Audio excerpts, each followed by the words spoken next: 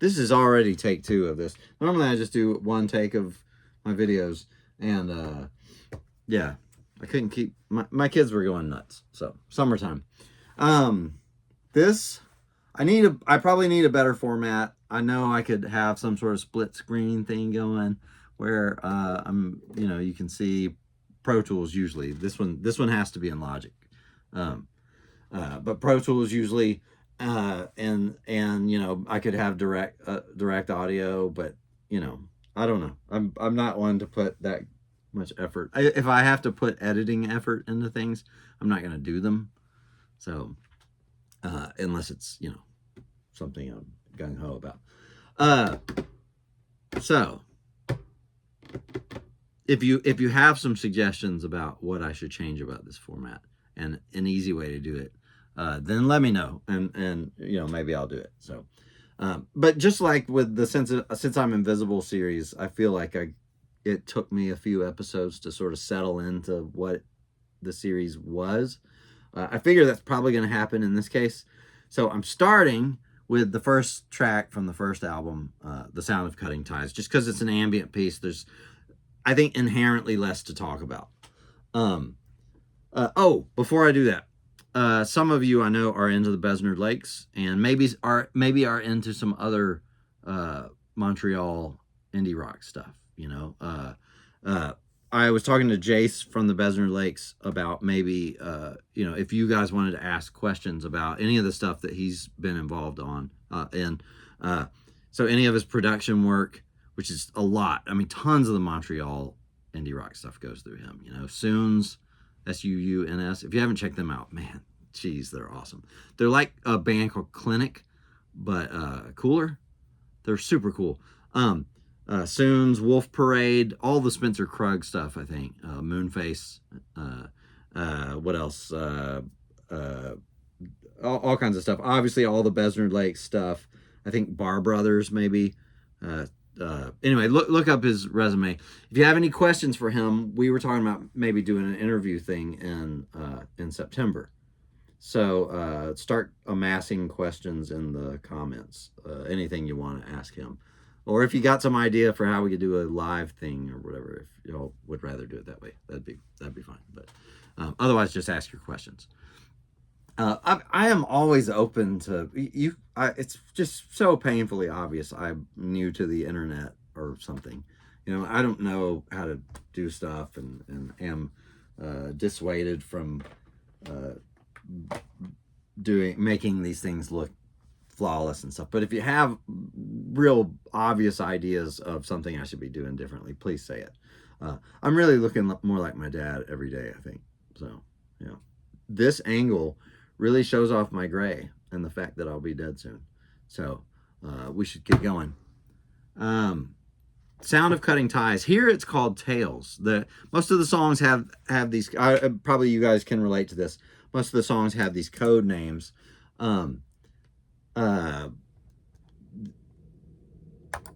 What Tales is, here's an unedited version of the main thing that's going on. Right? The main thing that's going on here. You know what? I can move this down to the MacBook. Get it better on screen, right? Is that better? It still stinks. But no, let's just put it back up there. Okay. Put it back up. Now it's stuck. Okay, well, what you're hearing while I wrestle, what you're hearing is reverb, 100% reverb from Gabby.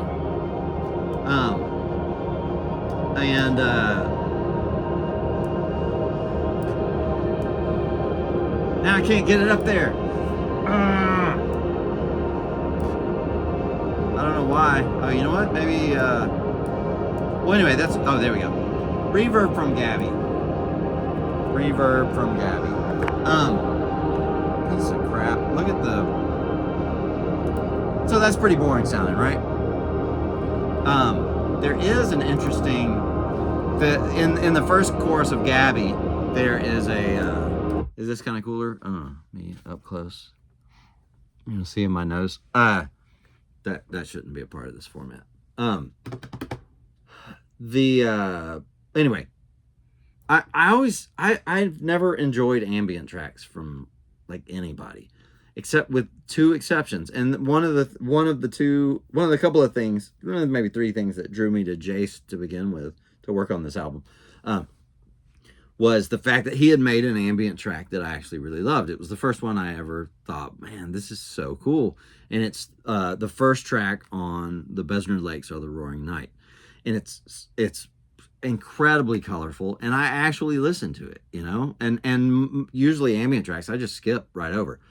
The only other ambient track I've ever liked was what's it called? Once Away, My Love, or I forget what it's called, but it's Kevin Shields and somebody too obvious to be forgetting right now. Somebody very well respected in weird music circles, but I've never been a ambient music fan really, and I've never really I never got into just the super weird stuff. And I never really was into My Bloody Valentine either. I mean, I think it's a cool sound. It's cool. It just happens to not be something I'm super interested in. But I knew I would never do an ambient track unless I could come up with something I thought was special and not just a freaking penalty kill time waste. And I think I kind of did. Oh yeah. All right. Anyway, there's what sounds like violins or something. This is all the untreated reverb right here. So I'm about to get it to where it sounds like the recording. That right there, I think, is the acoustic picking on the chorus of Gabby. That's the thing. That's the notes are different, but on the first chorus of Gabby, or maybe the second chorus, both. I don't remember, but I think that's what those some of the violin things. Anyway, that's pretty boring. What ends up happening, I think that this song has. I'm gonna add the stuff that goes on it now, and I'm gonna show you the big secret. What makes the particular weirdness? To me, this track ends up having three sections. Like, to me, it really does have three movements, right? So here's the beginning. Now, there's effects rack on here that's just mainly doing this tremolo. It's just doing a wobble. Wobble, baby, wobble, baby, wobble. What the real secret sauce here is very strange, but I don't think it's on yet. Whoops. Guitar Rig 3. Oh, look, and it doesn't even, I haven't opened it in years and years, and it's trying to redo everything. I think right now it's actually, oh, okay, so what we're getting is some of the is actually clipping Guitar Rig 3 because it sounded cool. It's got that concussion is the tremolator plus the fact that it's actually clipping the notice, listen, if I take it off, it's very polite sounding. With it, it sounds like you're in the wind tunnel part of a car wash, right? It's got like a concussiveness to it, right?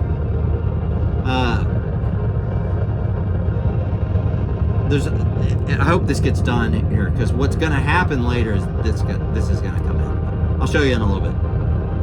All right, now part 2. Start hearing these like somebody whispering. Hear that? Somebody whispering? That is my beloved son, Tyler, when he was a kid. And here it is. We were talking about, I put a mic on him and I asked him about, he's always been a big Batman fan. And I was asking him about Batman stuff. The first punch was recent. It was Gotham man punched Grundy in the face. This is like the middle section of it. When you start hearing, you really hear the sibilants. That's me asking him. Who's Gotham Man? I think they just made it up. I think they just made it.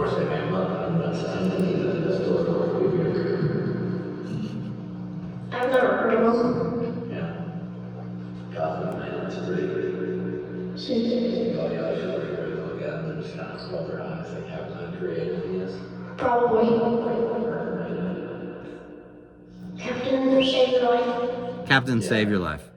Captain Save Your Life. We were talking about how uncreative the name Gotham Man is, and he came up with Captain Save Your Life, like something so obvious. So, oh man, that makes my ovaries hurt hearing that. My friend Tahira used to always say that. I love that. That's so cool. So Captain Save Your Life is what starts the next section. So all right, here I'm gonna go back to that middle section. Also, my daughters are playing something. There's like in this middle section along with Tyler. My daughters Piper and Aaron were playing some synth stuff, and that's going on. It's in there. All right, so you can hear the sibilants.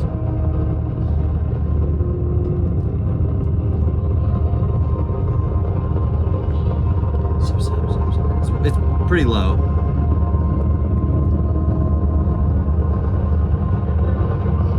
It's very low, but it pokes through just enough. It sounds about right.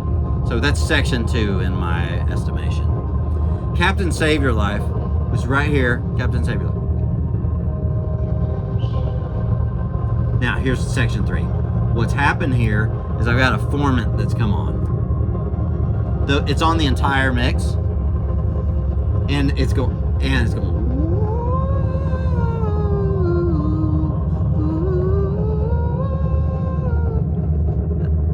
What's happening is the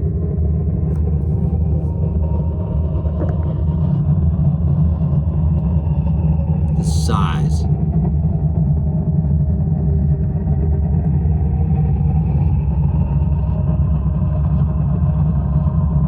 Now the mix is going up. So that's why this formant's getting louder. Right here.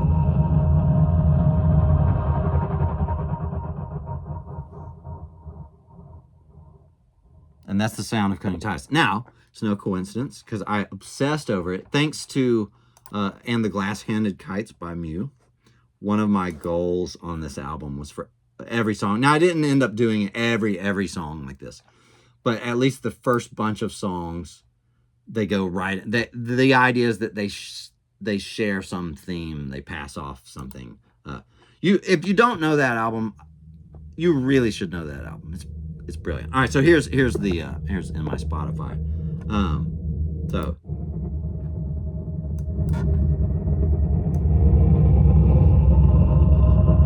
as it goes to Gabby, it's and then Gabby starts right on that same note.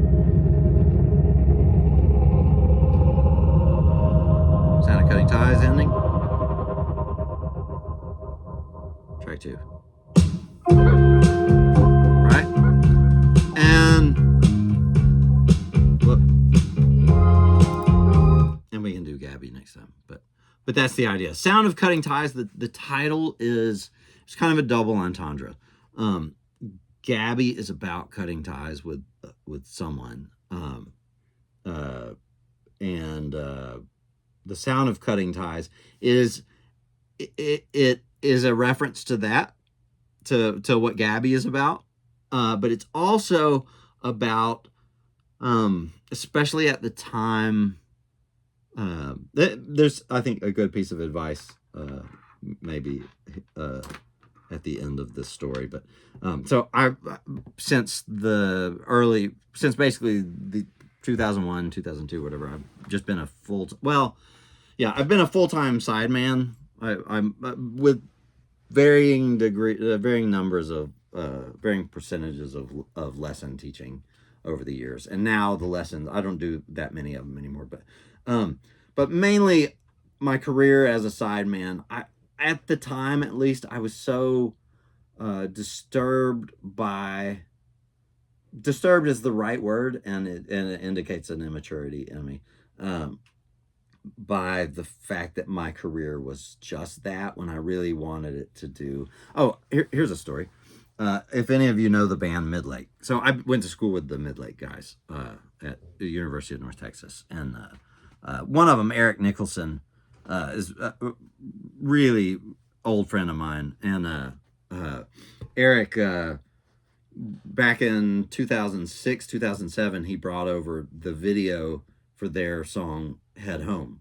It's from the Trials of Van Eyck Panther, which is their most famous album, and he brought it over to my house. We put it in my Xbox, popped it in, and as I watched that video, I just thought I've made the wrong choice. I would rather be a broke uh, person making art than someone doing sideman work all the time. Now, really, that's just a false dichotomy. You can do both, as I've since discovered. But at the time, it was really, it was really a sort of early midlife crisis. I was still in my 20s. But it was, or was I? Was I 30? I must have been in my 30s. I don't know. Whatever. I'm 47 now. Man, golly, it goes fast. So at the time I decided, yeah, obviously I was in my 20s, right? I don't know. Whatever. 2006, whatever. I was barely in my 20s still. And yeah, it was kind of this crisis for me. Oh my gosh, I have to do my own music. And then it turns out it took me years and years to figure out how to do my own music. And I kept shifting the level on which I wanted to do it, and just waiting until I could do it on that level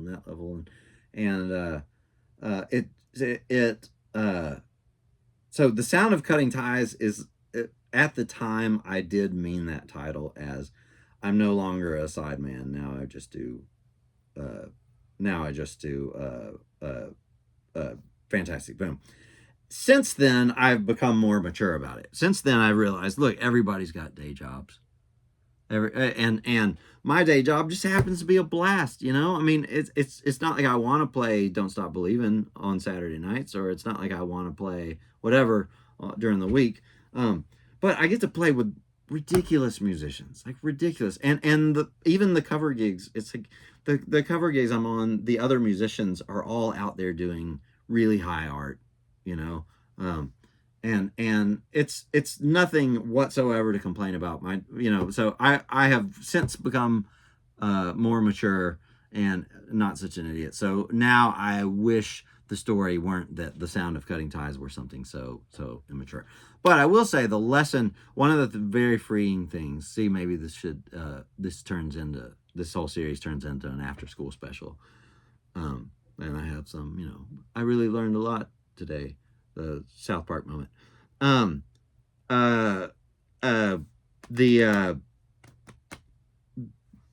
Setting this dichotomy between your art life and your work life, right? That turned out to be very healthy for me. For years and years, as evidenced by the name of this, I just thought the fact that I was doing gigs for money meant that I was a failure as an artist.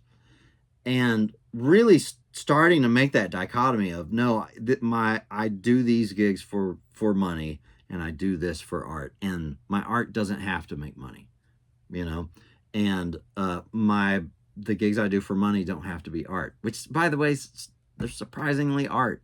I'm very lucky in that regard. But making that dichotomy turned out to be really, really healthy. And if that at all helps you, because I was just telling another friend of mine who was in a similar situation, a similar psychological self-evaluation, and I think I talked him out of it with telling him this. Anyway, so this is very important for me, very healthy for me. Now I don't feel at all that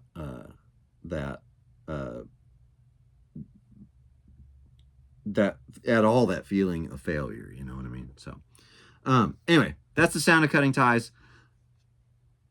I can totally change this format. Let me mull it over, or maybe I'm sure the next one and the one after that we'll settle into it. But yeah, and there were no lyrics to talk about aside from the title. So anything I forgot? Yeah, probably not. I'm sure I'll think of something and I'll mention it later. So, yep. Okay.